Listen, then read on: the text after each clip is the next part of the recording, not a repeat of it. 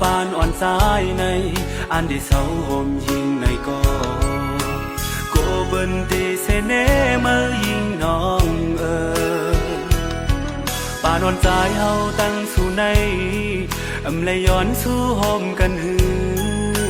มองต่างหักที่มือก็กุยเปลี่ยนต่างมองไว้ภายเลวจำกันและเย้าโยเฮาตั้งสองด้วยเพราะว่าชาติป่านน้องสำเป็นลูกคนมีเงินเล่ที่ย่างเข้าสู่หิมสู่เป็นเย้าอยู่ที่ไกลไกลสิมุงตัวก็หันสะใจเฮาเย้าน้องมวยหันสู่ยิ้มน้องเล่ห่มข้างจมก็อันมีเงินคำนั่งกัน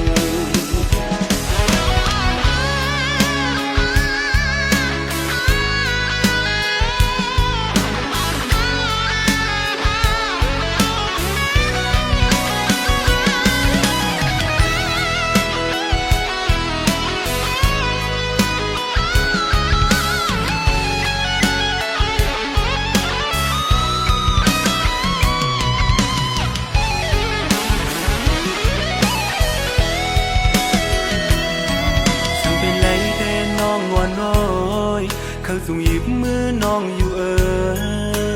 กุยเพราะว่าปานอ่อนสายในอันที่เศร้าโหมยิงในก็เบิ่นตีเสเนมายิงน้องปานอ่อนสายเฮาตั้งสู่ในเลยย้อนสู่โฮมกันหือมองต่างหักที่มือก็กุยเปลี่ยนต่างมองไว้ภายเลจำกันและเย้าโยเฮาตั้งรอเพราะว่าชาติป่านน้องสำเป็นลูกคนมีเงินเล่ที่ย่างเข้าสู่หิมสู่เป็นเย้าอยู่ที่ไกลไกลสิมุงตัวก็หันสะใจเฮาเย้าน้องมวยหันสู่ยิ้มน้องเล่ห่มข้างจมก็อันมีเงินคำนั่งกันป่านน้องสำเป็นลูกคนมีเงินเล่ที่ย่างเข้าสู่หิมสู่เป็นเย้าอยู่ที่ไกลไกลสิมุงตัวก็หันสะใจเฮาเย้าน้อง